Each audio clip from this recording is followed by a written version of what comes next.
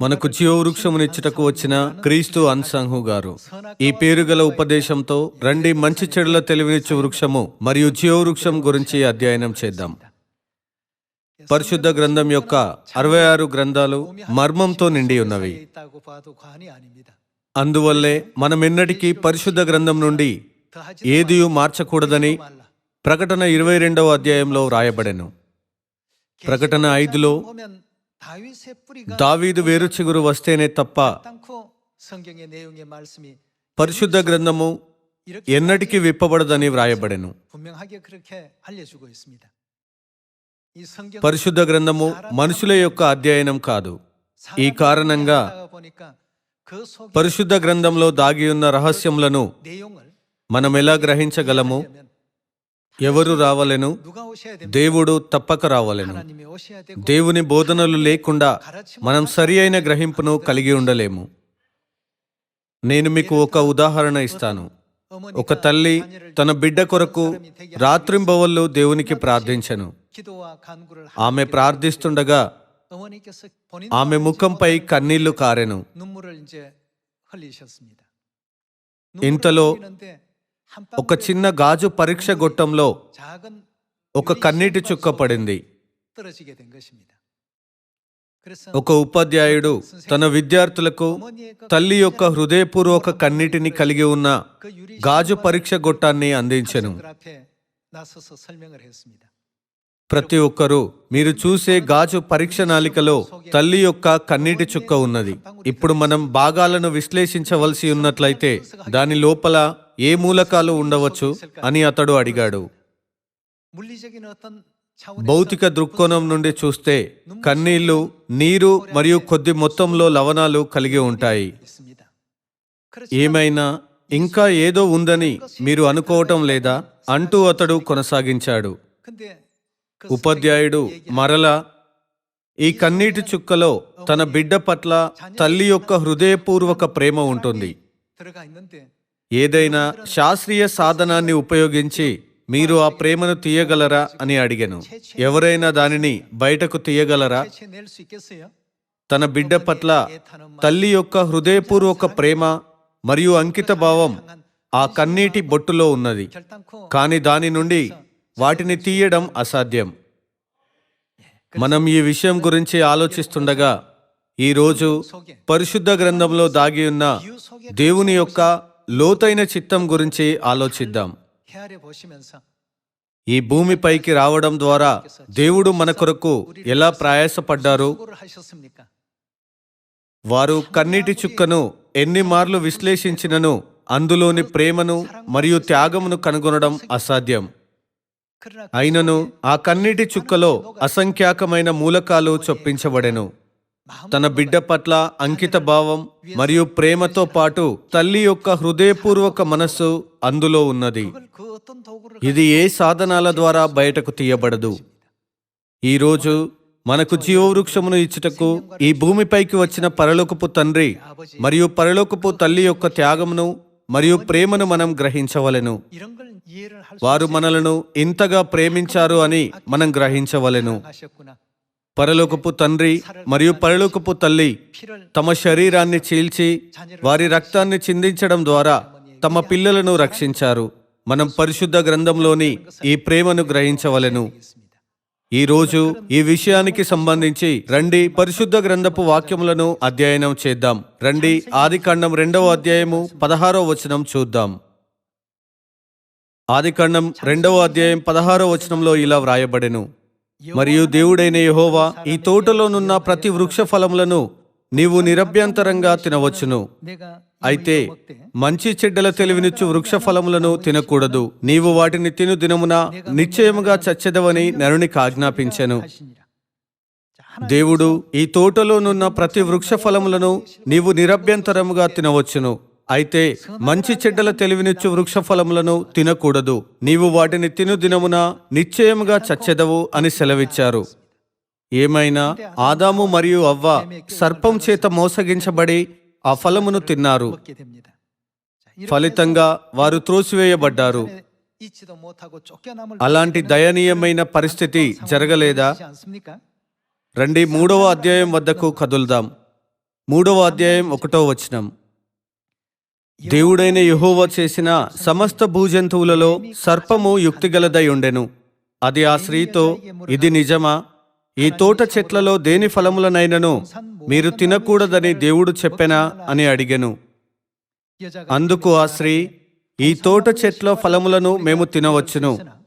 అయితే తోట మధ్య ఉన్న చెట్టు ఫలములను గూర్చి దేవుడు మీరు చావకుండునట్లు వాటిని తినకూడదనియు వాటిని ముట్టకూడదనియు చెప్పెనని సర్పముతో అనెను. అందుకు సర్పము, మీరు చావనే చావరు, ఏలయనగా మీరు వాటిని తిను దినమున మీ కన్నులు తెరవబడుననియు మీరు మంచి చెడ్డలను ఎరిగిన వారై దేవదూతల వలె ఉందురనియు దేవునికి తెలియనని స్త్రీతో చెప్పగా, స్త్రీ, ఆ వృక్షము ఆహారమునకు మంచిదియు కన్నులకు అందమైనదియు వివేకమిచ్చు రమ్యమైనదియునై ఉండుట చూచినప్పుడు ఆమె దాని ఫలములలో కొన్ని తీసుకొని తిని తనతో పాటు తన భర్తకును ఇచ్చెను. అతడు కూడా తినెను. అప్పుడు వారిద్దరి కన్నులు తెరవబడెను. వారు తాము దిగంబరులమని తెలుసుకొని అంజూరపు ఆకులు కుట్టి తమకు కచ్చడములను చేసుకొనిరి. ఈ విధంగా సాతాను చేత మోసగించబడిన ఆదాము మరియు అవ్వ ఆ ఫలమును తిని మరణించుటకు నిర్దేశించబడ్డారు. రోమీయులు 7:1 అయ్యో, నేనెంత దౌర్భాగ్యుడను! ఇట్టి మరణమునకు లోనగు శరీరము నుండి నన్నెవడు విడిపించును అని వ్రాయబడినట్లుగా వారు మారుమనసు పొందినప్పటికీ వారు అప్పటికే దేవుని ధర్మశాస్త్రమును ఉల్లంఘించారు. ఏదెను తోటలో వారి పూర్వపు జీవితానికి తిరిగి వెళ్ళటం వారికి అసాధ్యం. ఏమైనా మంచి చెడ్డల తెలివినిచ్చు వృక్షము ఏదెను తోటలోని ఏకైక వృక్షము కాదు, జీవ వృక్షము కూడా అక్కడే ఉండెను. ఎవరైనా మంచి చెడ్డల తెలివినిచ్చు వృక్ష ఫలము తినే పాపం చేసినప్పటికీ అతడు జీవవృక్షం తినగలిగినంత కాలం అతడు తన పూర్వ జీవితాన్ని పునరుద్ధరించుకోలేడా? ఈ కారణంగా పాపులు జీవవృక్షం దగ్గరకు వెళ్లకుండా దేవుడు ఆ మార్గాన్ని మూసివేశారు. రండి 3:22 చూద్దాం. ఆదికాండం 3:22.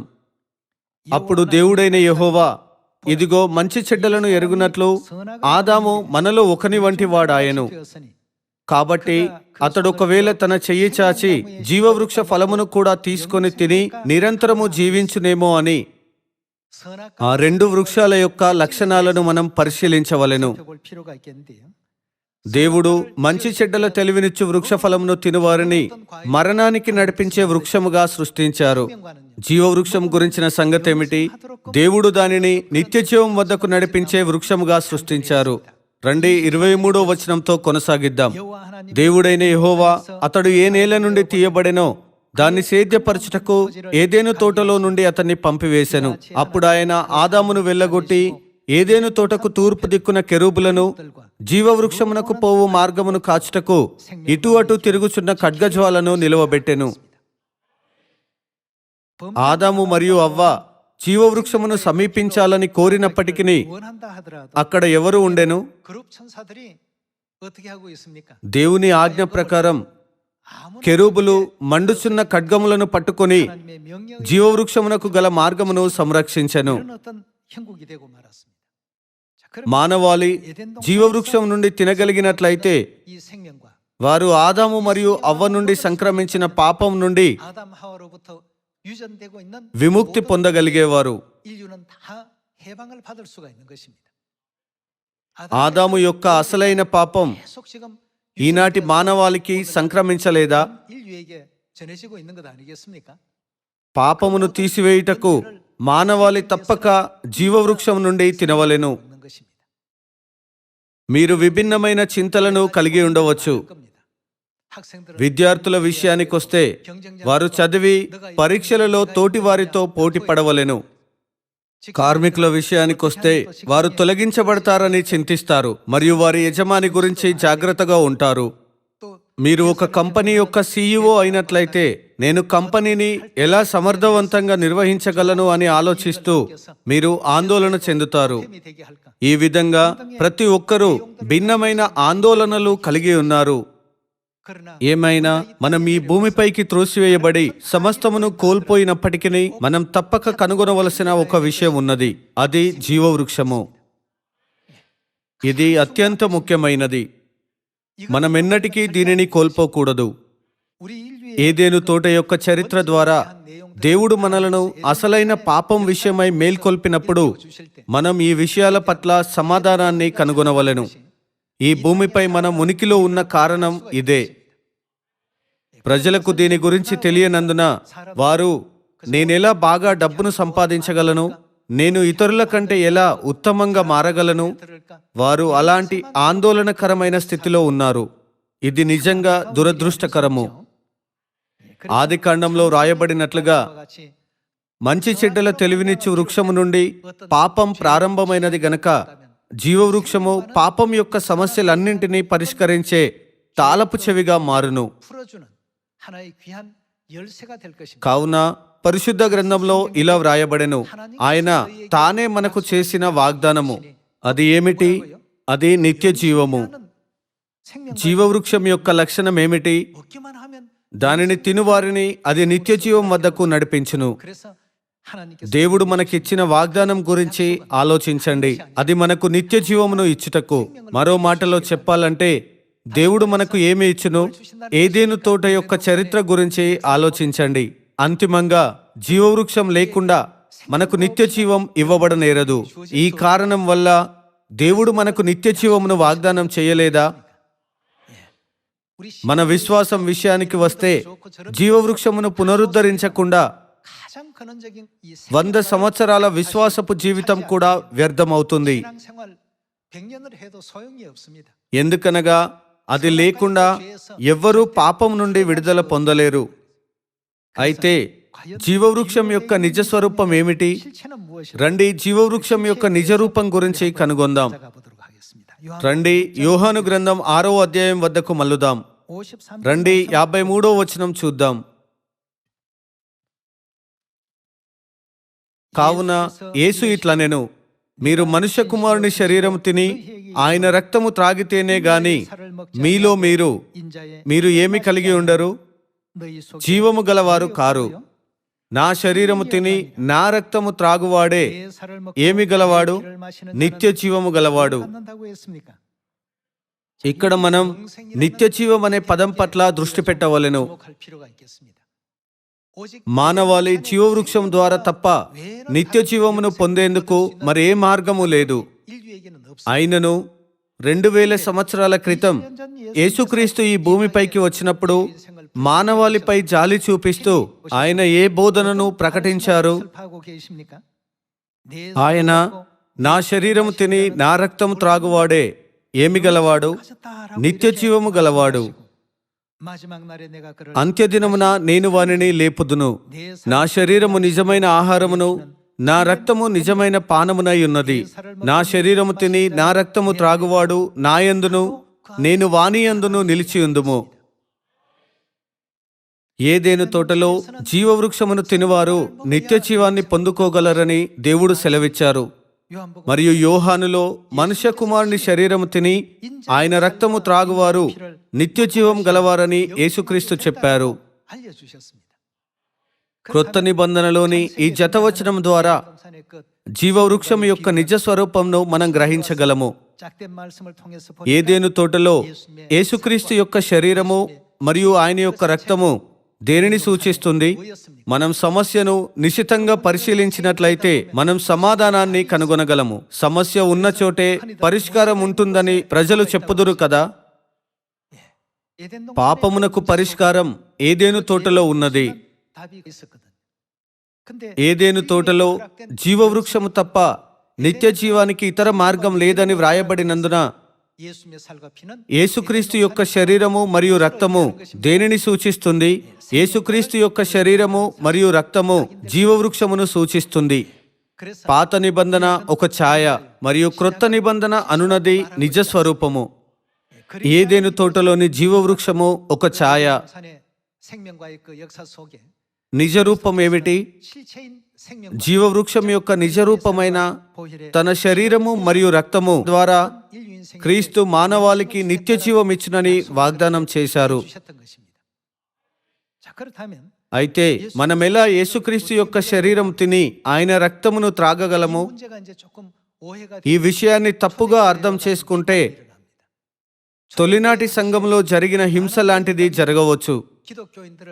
తొలినాటి సంఘం సమయంలో అనేక మంది అన్యులు క్రైస్తవులను హింసించినప్పుడు వారు క్రైస్తవులు మానవ శరీరమును తినుచున్నారు, వారిది ఒక హానికరమైన సంస్థ అంటూ నిందించారు. వారు క్రైస్తవులను అలాంటి దుష్ట పుకార్లతో ముద్ర వేసి వారిని సింహాలకు ఆహారంగా మరియు కొలసియం అనే ప్రదర్శనశాలలో మానవ క్రొవ్వొత్తులుగా చేశారు. ఈ విధంగా వారు క్రైస్తవులను మతభేదము గల వారని పిలుస్తూ వారిని చంపారు. యేసుక్రీస్తు మనుష్య కుమారుని శరీరము తిని ఆయన రక్తము త్రాగువారు నిత్య జీవము గలవాడని చెప్పారు. ఈ బోధన తొలినాటి సంఘంలో ఆచరించబడెను. అయితే మనమెలా క్రీస్తు యొక్క శరీరము తిని ఆయన రక్తమును త్రాగగలము? రండి, మత్తయి గ్రంథం 26వ అధ్యాయం వద్దకు మల్లుదాం. మత్తయి 26వ అధ్యాయము 17వ వచనంలో ఇలా వ్రాయబడెను: పులియని రొట్టెల పండుగలో మొదటి దినమందు శిష్యులు యేసునొద్దకు వచ్చి, పస్కాను భుజించుటకు మేము నీ కొరకు ఎక్కడ సిద్ధపరచగోరుచున్నావని అడిగిరి. అందుకాయన, మీరు పట్టణమందున్న ఫలాని మనుషుని యొద్దకు వెళ్ళి, నా కాలము సమీపమై ఉన్నది, నా శిష్యులతో కూడా నీ ఇంట పస్కాను ఆచరించేదనని బోధకుడు చెప్పుచున్నాడని అతనితో చెప్పుడనెను. యేసు తమకు ఆజ్ఞాపించిన ప్రకారం వారు దేనిని సిద్ధపరిచారు? పస్కాను సిద్ధపరిచిరి. జీవవృక్షమునకు, యేసుక్రీస్తు యొక్క శరీరము మరియు రక్తమునకు మరియు పస్కాకు మధ్య గల సంబంధం ఏమిటి? రండి, 26వ వచనంలో సమాధానమును కనుగొందాం.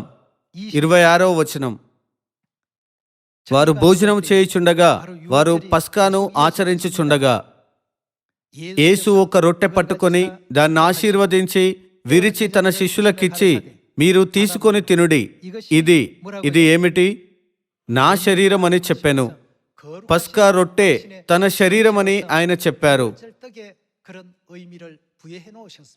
27వ వచనం: మరియు ఆయన గిన్నె పట్టుకొని పస్కా ద్రాక్షారసము గిన్నెలో ఉండెను, కృతజ్ఞతాస్తుతులు చెల్లించి వారికిచ్చి, యేసుక్రీస్తు వారిని ఏమి చేయమని ఆజ్ఞాపించారు?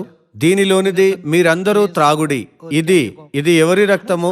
నా రక్తము, అనగా పాపక్షమాపణ నిమిత్తము అనేకుల కొరకు చిందింపబడుచున్న నిబంధన రక్తము. రండి, యోహాను 6వ మరియు మత్తయి 26వ అధ్యాయంలోని జతవచనాలను పరిశీలిద్దాం. యేసుక్రీస్తు మనుష్య కుమారుని శరీరం తిని ఆయన రక్తము త్రాగువారు నిత్య జీవం గలవాడని చెప్పారు. మనం ఇప్పుడే చదివినట్లుగా పస్కా రొట్టె మరియు ద్రాక్షారసము ఆయన శరీరమును మరియు రక్తమును సూచిస్తుంది. కాబట్టి పస్కాలో పాల్గొనే వారి గురించి ఏమి చెప్పగలము? వారు యేసుక్రీస్తు యొక్క శరీరము తిని ఆయన రక్తమును త్రాగువారు. ఈ విధంగా వారు యేసుక్రీస్తు వాగ్దానం చేసిన నిత్య జీవంలో పాలు పుచ్చుకొనగలరు. మరి యొక్క మాటల్లో పస్కా అనున్నది జీవవృక్షము. ఈ రోజులలో సముద్ర తీరమున ఇసుక వలె లెక్కలేనన్ని సంఘాలు ఉన్నాయి, కానీ వారు పస్కాను ఆచరించరు. వారు పస్కా ఆచరించరనే సత్యమే వారు జీవవృక్షమును కలిగి ఉండరని సూచిస్తుంది.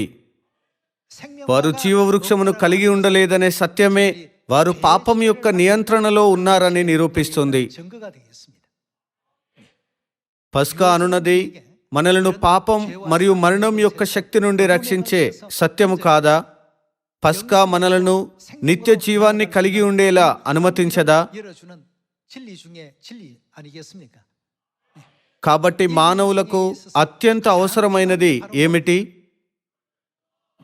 అది వస్తు సంపద లేక విద్య, జ్ఞానము లేక ప్రజల నుండి ప్రశంసలో కాదు. ఈ విషయాలతో ఎవ్వరూ పరలోక రాజ్యంలో ప్రవేశించలేరు. పరలోక రాజ్యము అనగా జీవవృక్షం యొక్క సత్యంతో మనం ప్రవేశించగల స్థలము కాదా? ఇందువల్లనే దేవుడు ఈ భూమిపైకి వచ్చి సత్యం యొక్క నియమం పస్కాను స్థాపించారు. అంతేగాకుండా ఆయన దానిని క్రొత్త నిబంధన అని పిలిచారు. రండి లూకా గ్రంథం 22వ అధ్యాయం 7వ వచనం చూద్దాం. 22వ అధ్యాయం 7వ వచనం చూద్దాం.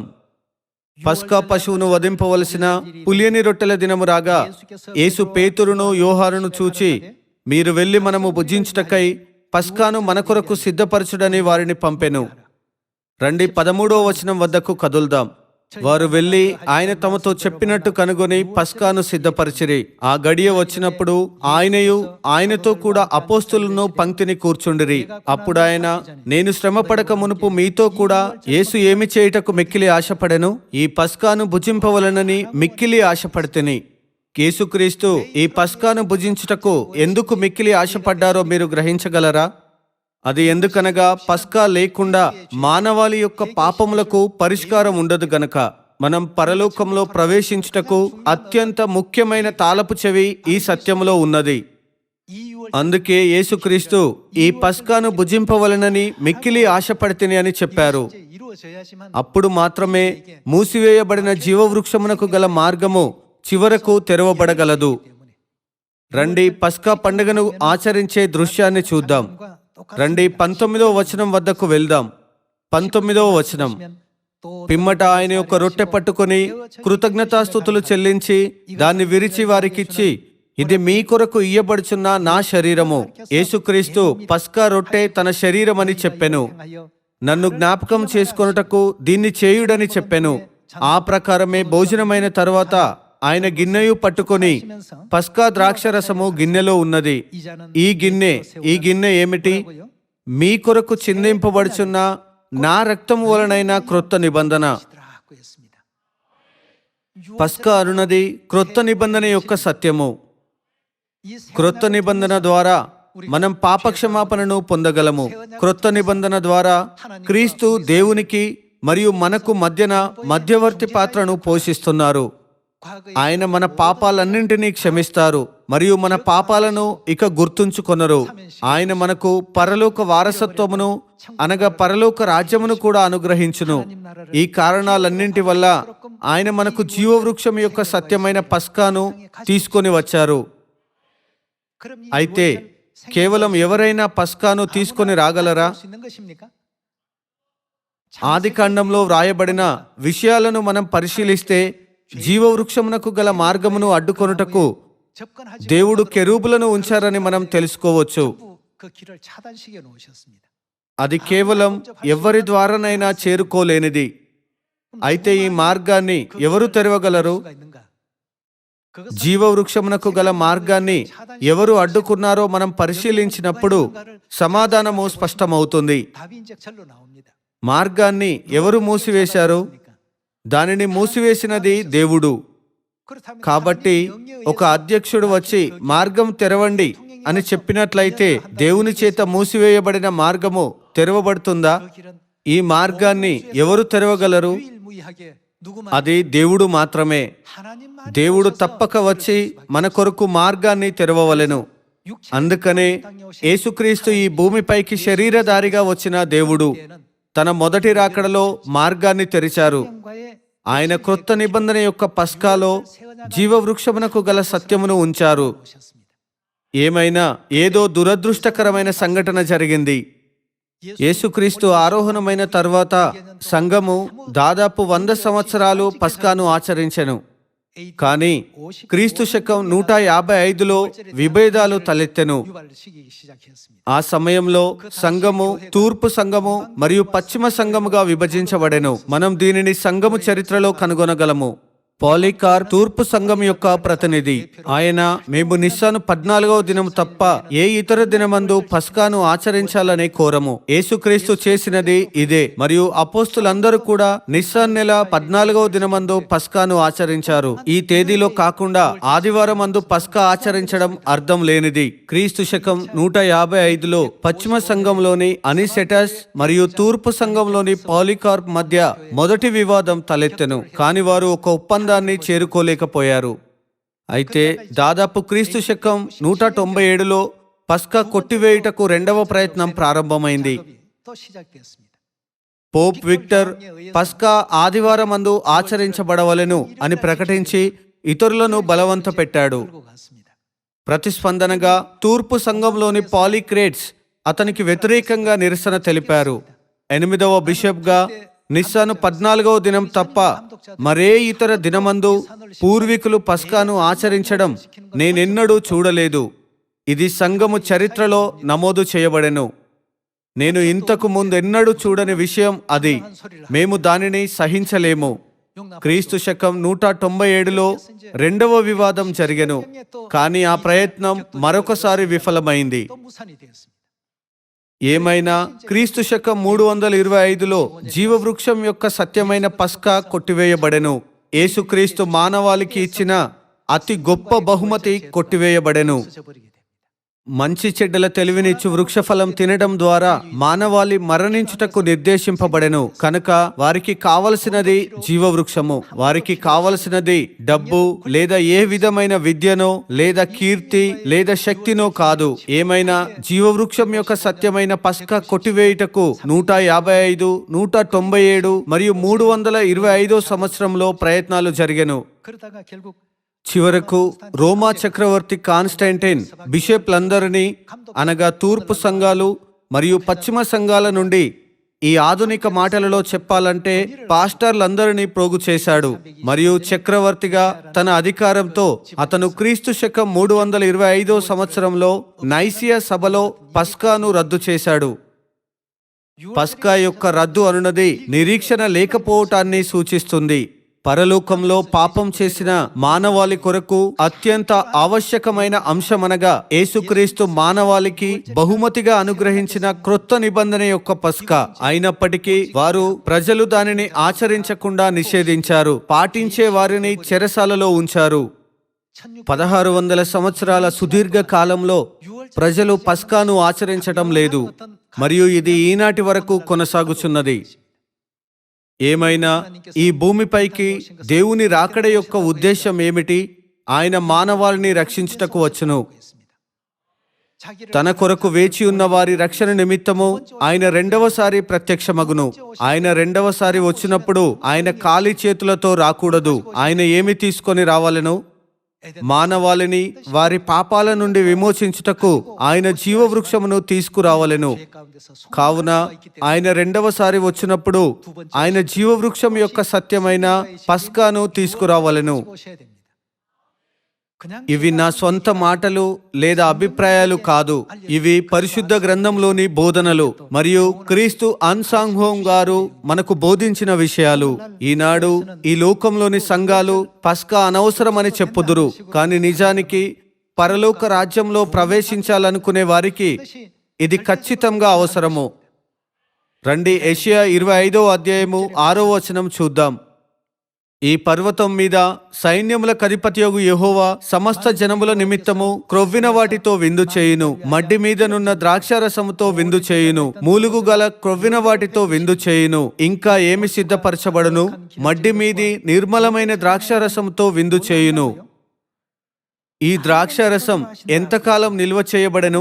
అది దాదాపు 1600 సంవత్సరాలకు పైగా నిల్వ చేయబడెను. దేవుడు మడ్డి మీదనున్న ద్రాక్షారసంతో విందును సిద్ధపరచును మరియు ఆయన మరణమును శాశ్వతంగా మృంగివేయును. పరిశుద్ధ గ్రంథం అంతటా ఏ ద్రాక్షారసము మరణాన్ని తొలగించే వాగ్దానమును కలిగి ఉన్నది? అది యేసుక్రీస్తు నేను ఈ పస్కాను భుజింపవలనని మిక్కిలి ఆశపడితేనే అంటూ క్రొత్త నిబంధనను స్థాపించినప్పుడు. వేరొక మాటలలో చెప్పాలంటే దేవుడు నేను మరెన్నడూను ఉండకుండా మరణమును మృంగివేయును అని చెప్పినప్పుడు దాని యొక్క అర్థం ఏమిటి? ఆయన మనకు నిత్య జీవం ఇచ్చునని అర్థం. నిజంగా పస్కా మానవాళి కొరకు ఒక అమూల్యమైన బహుమతి. పరలోక రాజ్యమునకు వెళ్ళాలనుకునేవారు తప్పక ఈ సత్యములో ఉండవలెను. రండి 25వ అధ్యాయమును మరొకసారి చూద్దాం. ఈ పర్వతము మీద సైన్యములకు అధిపతియగు యెహోవా సమస్త జనముల నిమిత్తము క్రొవ్విన వాటితో విందు చేయును. మడ్డి మీదనున్న ద్రాక్షారసముతో విందు చేయును. మూలుగు గల క్రొవ్విన వాటితో విందు చేయును. మడ్డి మీది నిర్మలమైన ద్రాక్షారసముతో విందు చేయును. సమస్త జనముల ముఖములను కప్పుచున్న ముసుకును, సమస్త జనముల మీద పరచబడిన తెరను ఈ పర్వతం మీద ఆయన తీసివేయును. మరెన్నడును ఉండకుండా మరణమును ఆయన మృంగివేయును. దేవుడు ద్రాక్షారసంతో మరణాన్ని మృంగివేయును. ఇది పస్కా ద్రాక్షారసమును సూచిస్తుంది. పస్కా ద్రాక్షారసం మాత్రమే అలాంటి వాగ్దానమును కలిగి ఉన్నదని మనకు బాగా తెలుసు. ప్రభు అయిన యెహోవా ప్రతి వాని ముఖం మీది బాష్ప బిందువులను తుడిచివేయును. భూమి మీద నుండి తన జనుల నిందను తీసివేయును. ఈలాగున జరుగునని యెహోవా సెలవిచ్చి ఉన్నాడు. ఆ దినమున జనులు ఈలాగునందురు. 오래 저장하였던 మడ్డి మీదనున్న ద్రాక్షారసంతో మరణాన్ని మృంగివేయబడే ఈ విందును ఎవరు నిర్వహిస్తున్నారు? 포도주라고요. ఆయన ఎవరు? ఇదిగో మనలను రక్షించునని మనం కనిపెట్టుకొని ఉన్న మన దేవుడు. ప్రతి ఒక్కరూ మనకు క్రొత్త నిబంధన పస్కాను ఎవరు ఇచ్చారు? 약을 허락. ఆత్మపరమైన జీవవృక్షాన్ని మనకు ఎవరు తీసుకొని వచ్చారు? క్రీస్తు అన్సాంగ్హోంగ్ గారు మరియు నూతన ఎరుషలేము పరలోకపు తల్లి మన కొరకు దీనిని తీసుకొని వచ్చారు కదా. పరిశుద్ధ గ్రంథములో ఇదిగో మనలను రక్షించునని మనం కనిపెట్టుకొని ఉన్న మన దేవుడు అని స్పష్టంగా నమోదు చేసెను. 기다렸으니 మన రక్షణ కొరకు 하실 것이다. మనం దేనిపైనో ఆధారపడకూడదు. 말라는 겁니다. 인류에게 మానవాళి కొరకు అత్యంత ముఖ్యమైన విషయం జీవవృక్షము. దేవుడు మాత్రమే జీవవృక్షమును తీసుకొని రాగలరు. క్రొత్త నిబంధన పస్కా ద్వారా నిత్య జీవం మరియు రక్షణ యొక్క మార్గాన్ని తెరచి మనలను జీవవృక్షం యొక్క సత్యమునకు మనల్ని నడిపించినందుకు క్రీస్తు అన్సంగు గారు 그리스도 మరియు నూతన ఎరుషలేము పరలోకపు తల్లికి నేను నిత్య కృతజ్ఞతాస్తుతులు చెల్లిస్తున్నాను.